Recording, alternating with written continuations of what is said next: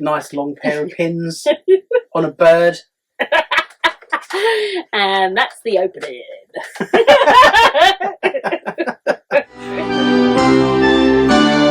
So before we get on with today's episode, we've had some news. We've had some Devastating ton of events. Yeah, there's been a blip, a little hiccup on the Watch Along Pod journey. Yes, we unfortunately got banned from Instagram. We recognised what the problem was. And well, we hope we have. They didn't exactly tell us, so... Yeah, it was a bit fake. We've got a good idea. We've made some changes. We had to relaunch the Instagram. I would like to just make this disclaimer that we are in no way affiliated with Disney, the Walt Disney company or brand. But if you want us to be, let us know.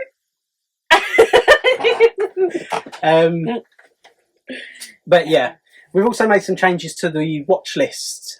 Yes, and we now have an official watch list that you can click on to actually go and look at what we will be watching.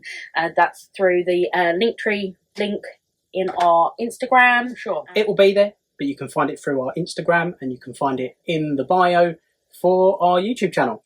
Yes, and that's YouTube will be where we are uploading the full videos, and our socials will just be where we are uploading clips and teasers and telling you what's coming next and things. So make sure you pop over to the YouTube channel to subscribe to that. Yeah, but basically we felt that we needed to remove the wartime era of movies from our list just because they didn't have much of an appeal. We didn't feel that we could really make interesting episodes for you. So they're gone. Oh. However, it has made quite a fortunate change to our upload schedule. Nick's No spoilers. excited. No spoilers. You'll find out in time. You can count. If you go onto our list and you count the weeks, you can figure it out. Get on it, Sherlock. Well, no, Basil, the great mouse detective. Yeah, let's go with that one. Yeah. Is everybody ready? Hello! Welcome back to Watch Along Pod. This week we watched Fantasia.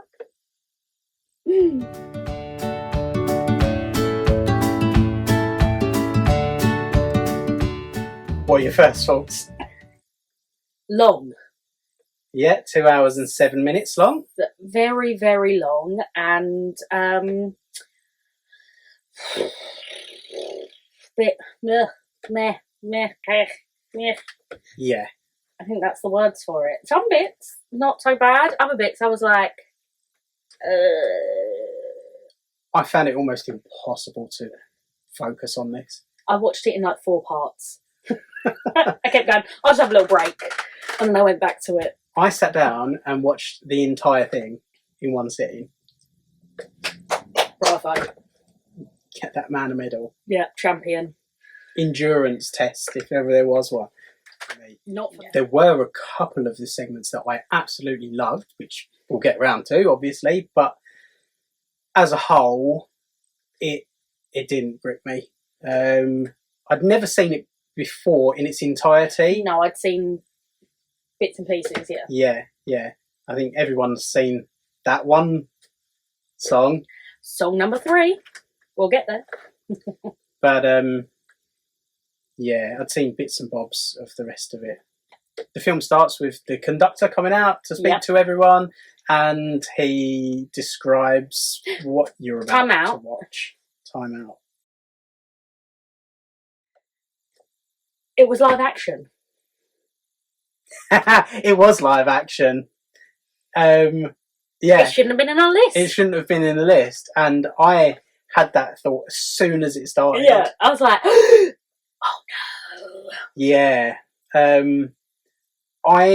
Although that was live action, I feel that it was not a significant part of the film. I feel like But yeah, the conductor comes on and he introduces Fantasia and he tells us what we're going to watch. And while he was talking, all I could think is he's telling me all of the reasons why I'm not going to like this. Yeah. And he was right. Yeah. It it was a little bit talky. Like, I felt a little bit like, okay, come on, let's just, I sort of know what you're doing, just get on with it. Like, I feel like he spoke a lot, and I guess there's a big thing about trying to be respectful in terms of classical music for the composers and making sure that they get the recognition and everything. I totally appreciate that, but I did sort of want to be like, speed up, come on.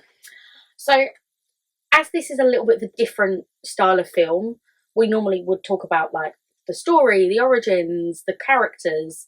Can't really do that with this one.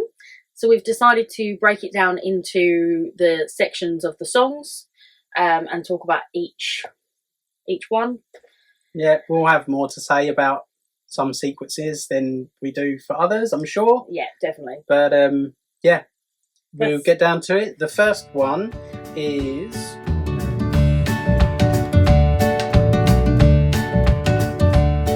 Toccata and Fugue in D minor. I'm not sure who it's by. Bach. Bach. Bach. I'm rubbish at the names. Don't judge me. Yes, Hans Sebastian Bach. Very, very abstract, this one. It was. And to be fair, that the conductor did tell us it was going to be quite abstract. Yeah, he totally warned us. And it was pretty much exactly what he said it was going to be. When the film first released, it didn't do very well. And it only started making its money back on re-releases. And its biggest boom was in the 60s, believe it or not, where everyone was high. And I can see that. Yeah.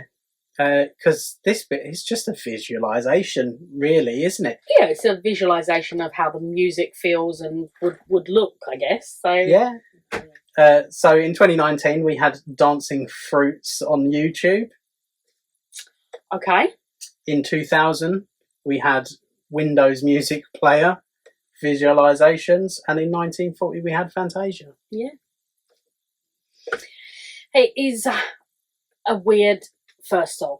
Yeah, I think the nature of classical music is that our brains create their own visualizations and stories to go along with it, and where the action, for want of a better word, was lacking, it was colours and movement on the screen. It really didn't help with my mind wandering off.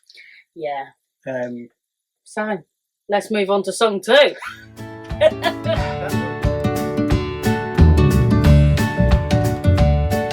That was the Nutcracker Suite by Tchaikovsky. It is indeed. Now, I loved the opening to this one because I'm a big fairy fan. I love fairies. I've got fairy tattooed on me. I have a real connection to stories about fairies. But yeah, I have a real affinity to things like that about fairies. I don't know what it is. I just love it. And I really loved this depiction of them. And especially the sleepy fairy, where she was just in the flower and was and I was like, that's me. That is me. I am that sleepy fairy. Yeah, I mean, I didn't notice much. I was too distracted by the fact that they were all nude. See, I didn't even think of them as nude. I just thought of them as that's their form. I do have one thing that I have to mention about song 2. Sexy fish! Oh my god. Walt. we need to have a chat. Literally, it was 1,000 Cleos at one point. I was like, what is their obsession with sexualizing fish? It was deja vu, for sure. I was like, more sexy fish. Yeah, but I mean, it was impressive. It was really nice to look at the way that this one's fins were longer and more flowing. Oh yeah, they were. She was like a burlesque dancer with the feathers. That brings us on to our next segment.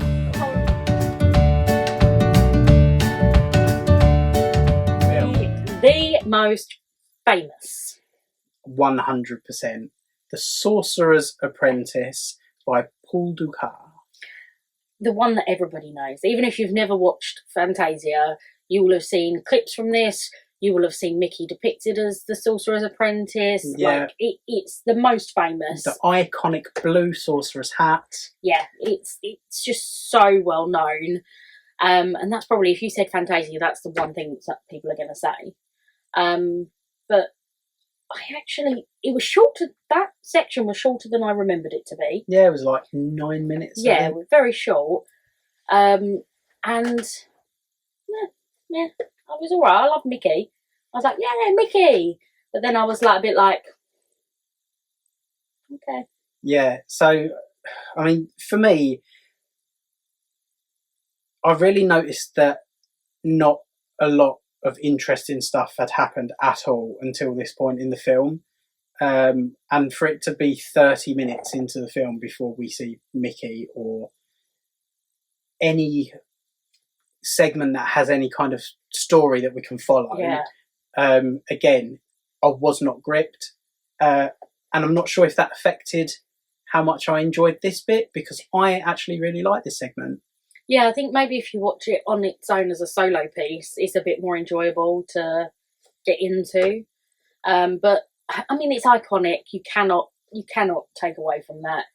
Well, there's a reason why the Sorcerer's Apprentice segment is so short, and I'm going to info dump on you now about why that is. Fact fans. So, the Sorcerer's Apprentice was the first section of Fantasia that was made. Right. Walt Disney intended for it to just be its own thing, and he was just going to play that as he did with his other cartoons. Yeah, okay. Oh, so he's going to do it as a short. Okay. He was just going to do it as a short, as he did with Steamboat Willie and everything else. He hired a 100-piece orchestra. That sounds like Walt Disney. Yeah, he did. It was recorded with maybe 6 or 8 different microphones, which we will come back to in a minute. But the production costs were so high that Roy Disney was like, no way. We need to do something more with this. Otherwise, we'll just be hemorrhaging money. So they put together a whole film. But it was only intended, Fantasia was only intended to be a limited run at select theatres. There were actually only 13 theatres that aired it during its original run. Wow, okay. And the reason for that is because Walt's vision, the pioneer that he was, the recordings that he made with various microphones of this 100-piece orchestra, he wanted played through separate speakers in the auditoriums. So for a theatre to air Fantasia, they would have to be kitted out with this, he called it Fantasound. But it was early surround sound as we know it today.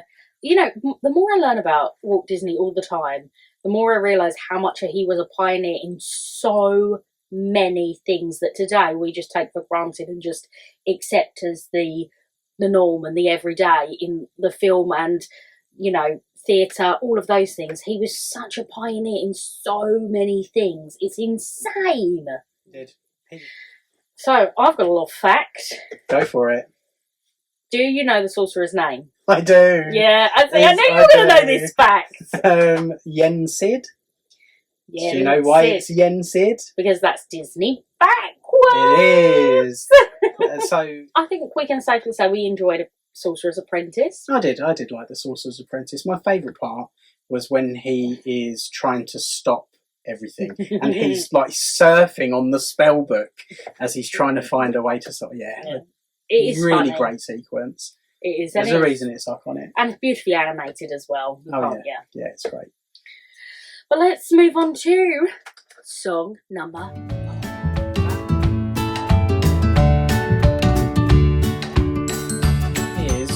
Stravinsky's Rite of Spring, which is all about evolution.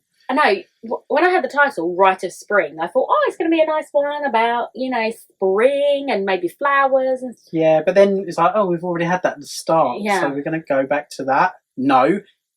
What we get is far more brutal. This was probably my hardest watch. Well, I don't know. It had dinosaurs. I like dinosaurs, so when we got to the dinosaur bit, I was on board. But until then, it was kind of like...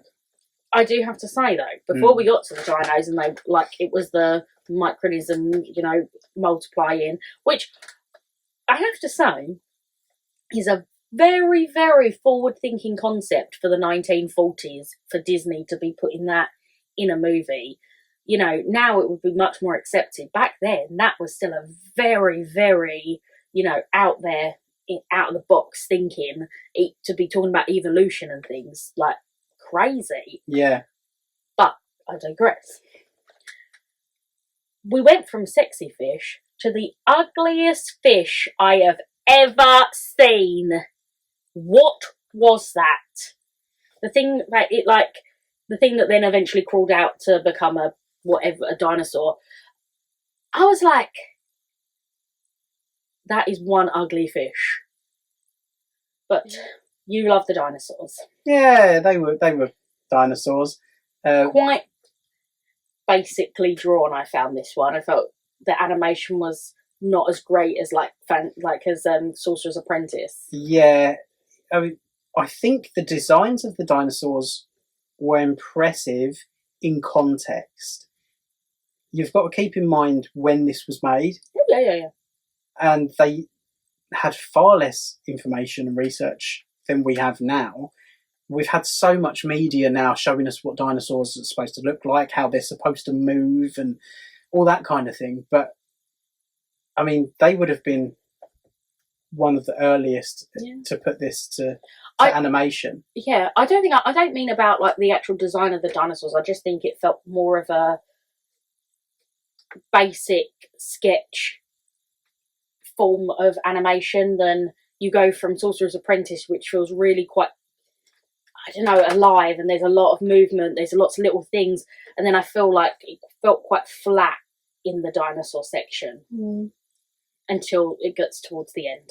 Would you say it felt like a bit outdated? Yeah. Even for the time? Almost prehistoric?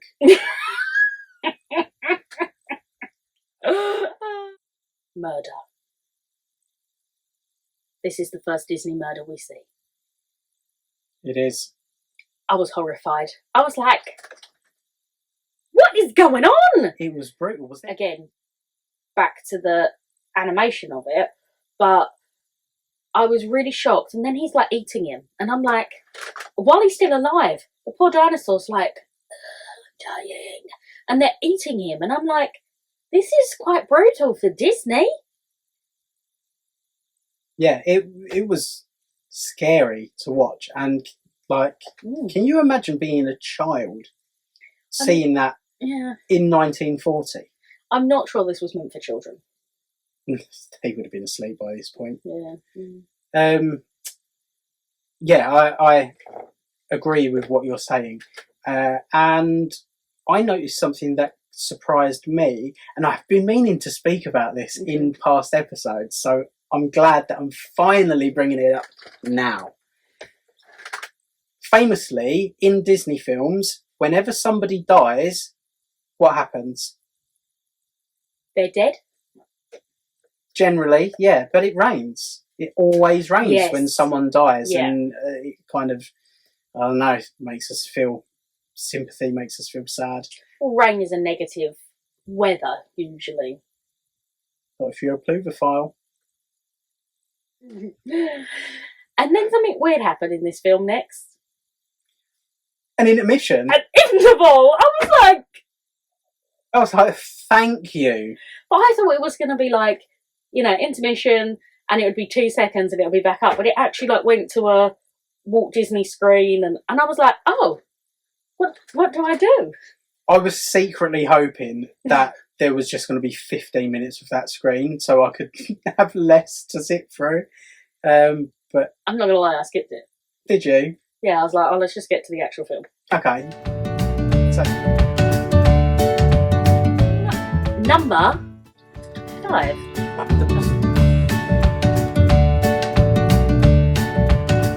The Pastoral Symphony by Beethoven. I loved this one. Did you? I think it was my favourite one, but I think it was my favourite one because I like the colours. I'm not even gonna lie. I was like, I need a unicorn, I need a baby Pegasus, get me them now. Like, I just thought it was very cutesy. Yeah. The pastel was, It was pretty. it was pretty. Um, I didn't really care about the story or anything. I just like watching it. yeah. But I know there's something you need to talk about in this. Me. The thing that you noticed the most. The nakedness. I did not notice the nakedness. Look, they're centaurs. They weren't wearing clothes. I know I have to mention it every time. By the way, the dinosaurs weren't wearing clothes. You didn't bring that up, did you? No. But when I first saw the female centaurs bathing in the river, I was like, oh, they're mermaids. Yeah, me too. Definitely. I think it's because when I actually thought about this, when I was watching it, you don't see a depiction of centaurs as female very often. That's true. Basically never. When you think about all fantasy things, centaurs are nearly always men. And I'm like, then how do you get more centaurs?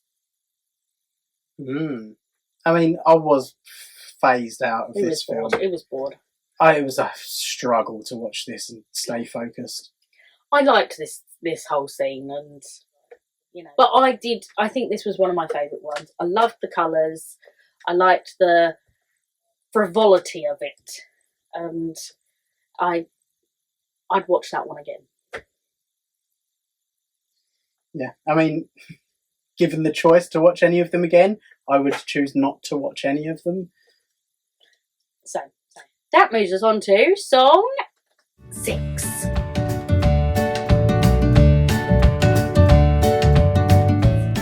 Which is Dance of the Hours by, I'm going to butcher this, Pancinelli.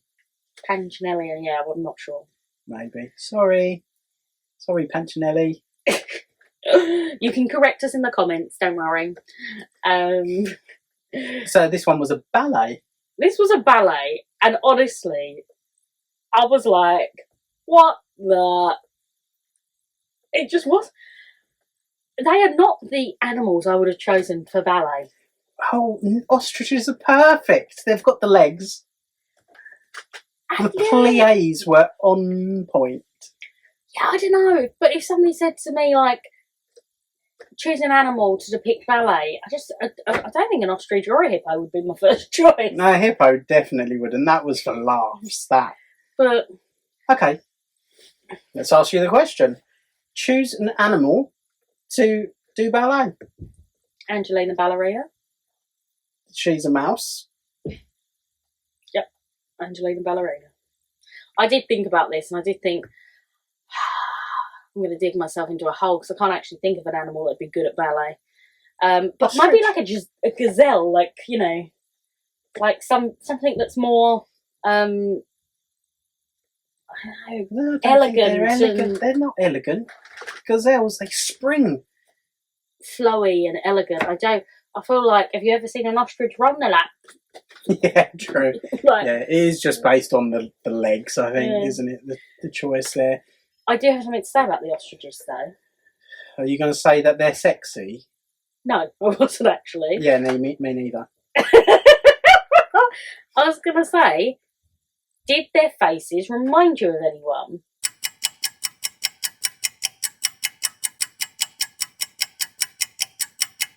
No. I thought their face, their eyes and their beak and everything was very, very similar to Daisy Duck. As you were saying it, it started coming together. Yeah. Yeah, I see it. And Daisy Duck first appeared as Daisy Duck the same year, though she had previously appeared a few years earlier as Donna Duck. Donna Duck? Yeah, that was her first appearance. But that obviously didn't stick, and she became Daisy in 1940. So I did I was like, oh, very, very similar look and feel. And I think if you just put a duck body on that, you would have gone Daisy Duck. Yeah, I see it now. I suppose there are only so many ways that they can draw sort of fluttery eyelashes on a beak. Why would you have eyelashes on a beak?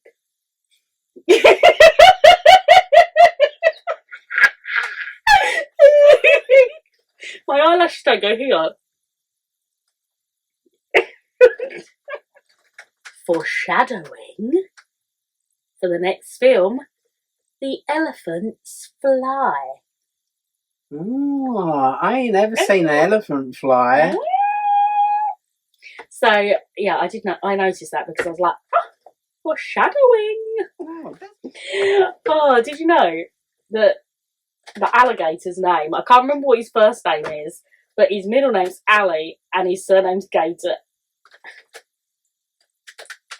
Like a good pun. Do you know what the hippo's called? I'm guessing it's not hippo. Hyacinth. Hyacinth. Yes, hyacinth hippo. Bouquet. Yeah, they do have, the other animals have names as well, but I can't remember them all. But you can Google that, such as our last song. Our last song. Number 7.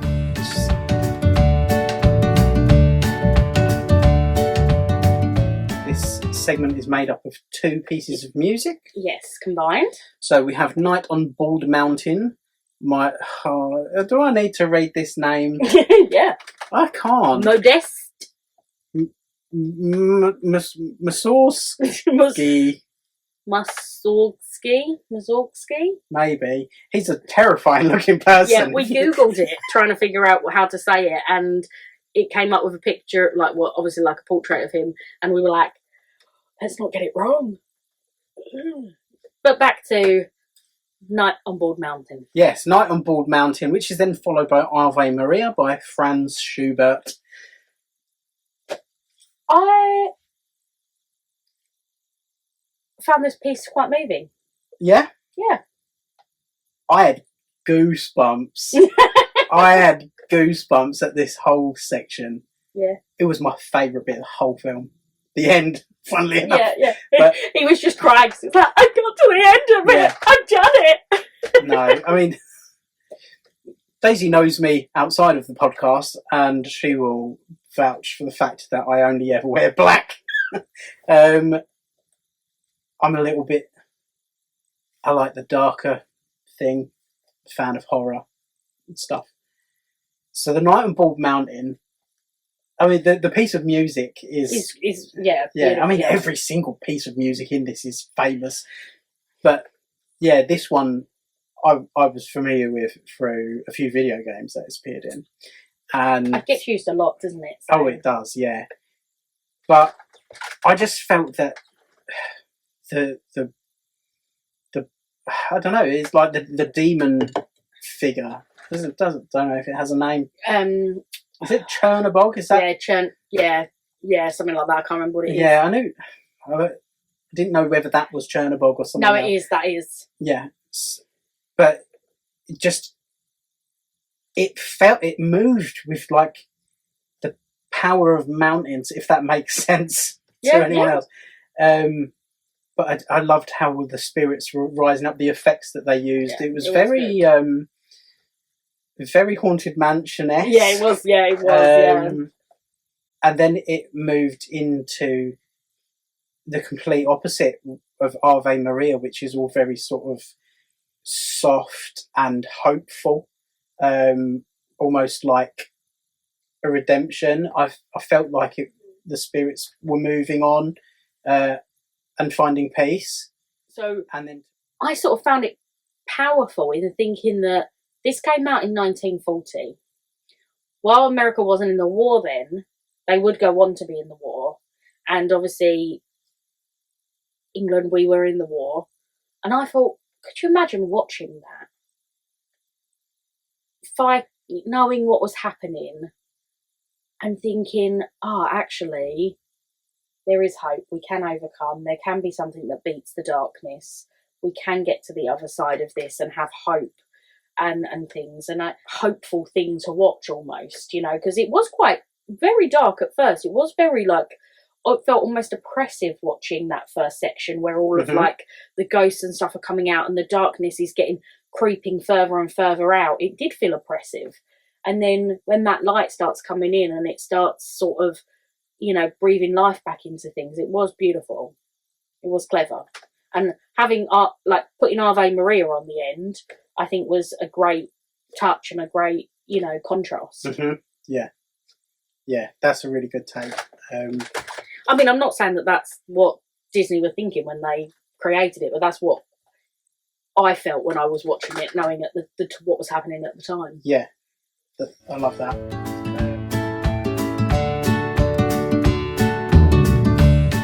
But yeah, I think that definitely this whole film is about how those songs spoke to those artists.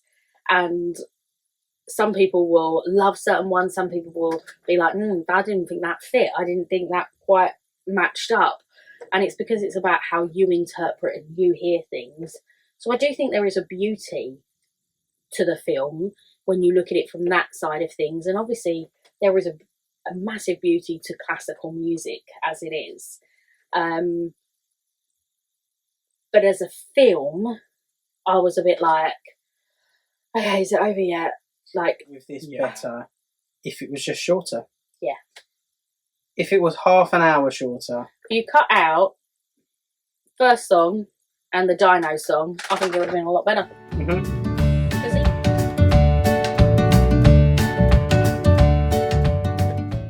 So that just leaves the ranking. Ooh, so we've got little Hyacinth here. We thought this was a cute one to go with. Now, Ben. His name's Ben. It tells me on the back of here. Whose name is Ben? The alligator. He's Ben Alligator. Let's remind ourselves, Snow White is at 50 and Pinocchio currently sits at 51. Where is Fantasia going to go? How many films remain in our list? Well, that's a question I haven't prepared an answer for. Our list has 89 places. So, where are we thinking? I'm thinking 88. Okay. You agree? Yeah, well, I'm not going to fight you. Okay. I mean, just to explain our reasoning, just to explain my reasoning, this is going on 88th place because I am not a smart man. I am not a cultured man. I need some story to keep me hooked. I need a bit more. I think we're both story-based people. We like a story, and the lack of story really brings us down in this one. Yeah, because there's no dialogue, and it's not always the case. Because one of my favourite Pixar films is WALL-E, which is largely silent. Yeah. Well, no dialogue. No. But there's unspoken dialogue, so to speak.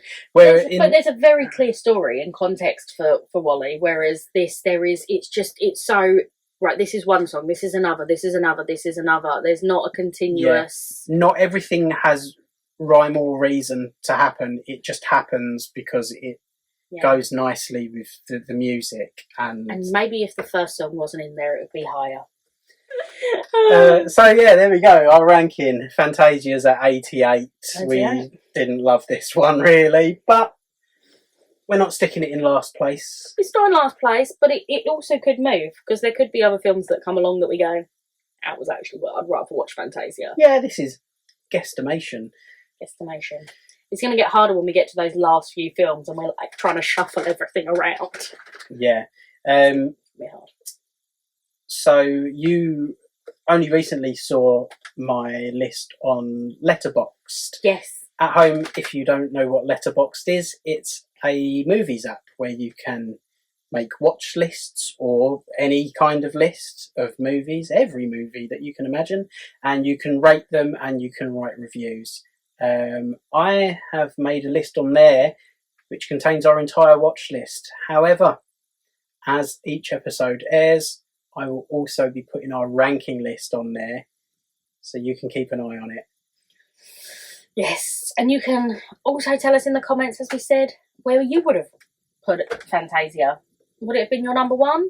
Or would it have been your number 89, last place? Let us know. We've had a podcast argument today over our list. I wouldn't say it was an argument.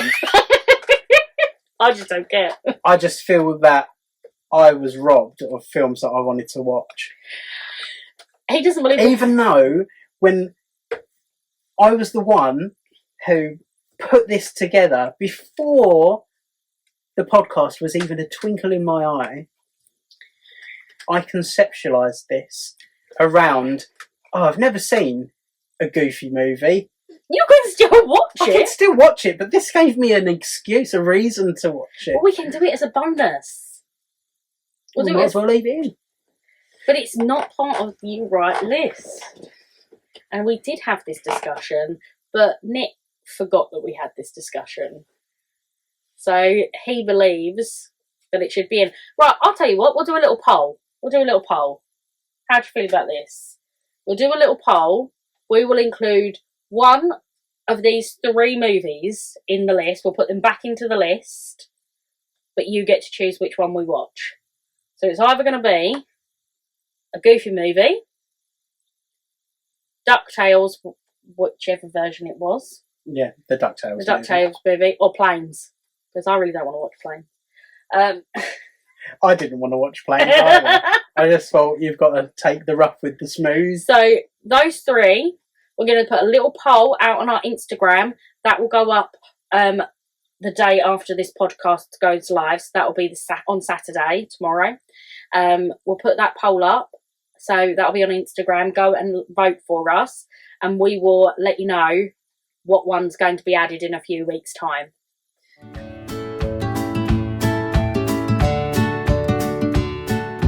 So next week, we are watching Dumbo. We're back to the more normal storyline films, though. Yeah, this one won't be as difficult to watch. Hopefully not. Hopefully I'm not crying. There's some sad scenes. I mean, there's a chance I might be crying for completely different reasons, but we'll talk about that next week. So all that's left for us to say is, remember you're never too old to be young. Bye! Is everybody ready?